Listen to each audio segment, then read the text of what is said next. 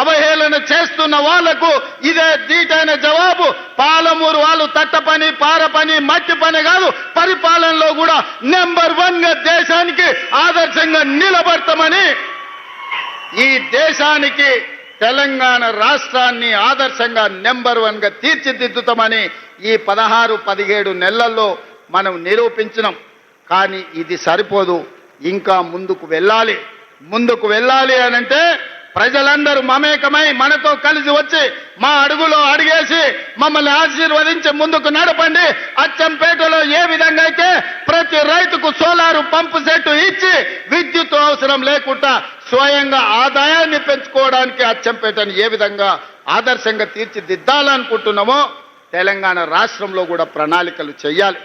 ఈనాడు ఏ పేదల కోసం మా పెద్దలు భట్టి విక్రమార్క గారు చెప్పిండ్రు, ఈ దేశంలో ఈ భూమి మీద జరిగిన ఏ పోరాటమైనా భూమి కోసం లేదా స్వేచ్ఛ కోసం జరిగిన పోరాటాలే.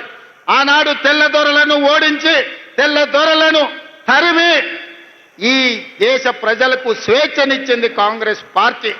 అదేవిధంగా ఆనాడు జల్ జమీన్ జంగల్ కావచ్చు, భూమి కోసం, భుక్తి కోసం, విముక్తి కోసం జరిగిన పోరాటాలు కావచ్చు, దొడ్డి కొమరయ్య కావచ్చు, కొమరం భీముడు కావచ్చు, చాకలి ఐలమ్మ కావచ్చు, లేకపోతే రామ్జీ గోండు కావచ్చు, సూరవరం ప్రతాప్ రెడ్డి కావచ్చు, ఈ పోరాటాలన్నీ స్వేచ్ఛ కోసం, భూమి కోసం జరిగిన పోరాటాలే.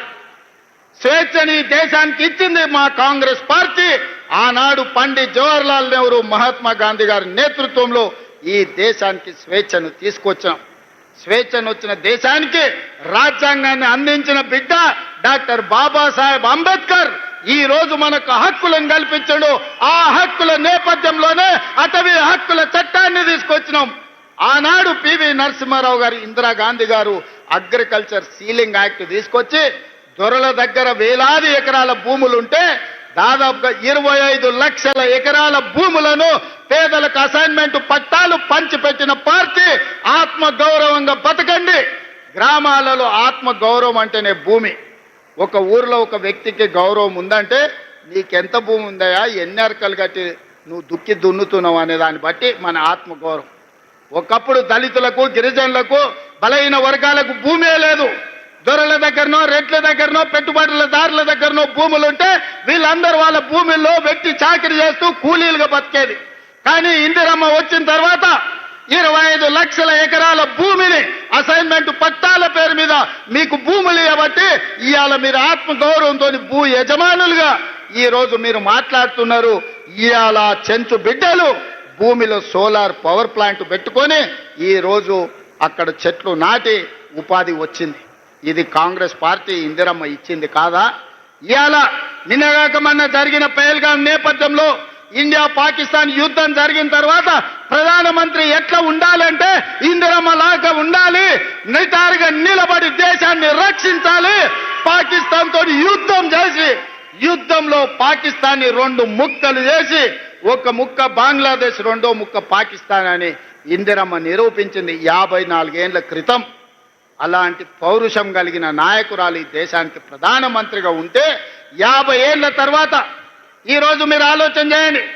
ఎంతో మంది ప్రధానమంత్రులైన, ఎంతో మంది రాష్ట్రపతులైన, కానీ తండాలలో, గూడాలలో, మారుమూల పల్లెల్లో వాళ్ళ పేర్లు గుర్తు లేవు.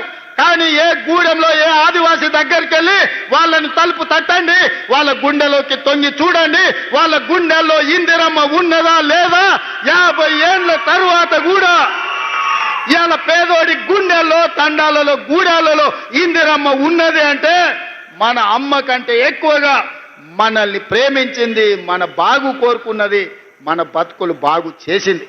అందుకే ఈ రాజ్యం ఇందిరమ్మ రాజ్యం. అందుకే ఈరోజు మా పేరు ఇందిరా సోలార్ గిరిజల వికాసం అని ఈరోజు మనం పెట్టుకున్నాం. పేదోళ్ళు, దళితులు, గిరిజనుల గూడాలలో వాళ్ళ కళ్ళల్లో వెలుగు చూడాలి అని చెప్పి ఇందిరమ్మ ఆనాడే పునాదులేసింది. ఆ ఇందిరమ్మ వారసులుగా ఈరోజు మేము మీ ముందుకు వచ్చి నిలబడ్డాం. సోదరులారా, ఇవాళ మీరు ఆలోచన చేయండి. 10 ఏళ్ళు తెలంగాణ రాష్ట్రంలో ఏ ఒక్క నాడైనా ముఖ్యమంత్రి వచ్చిండా, గిరిజనులను కలిసిండా?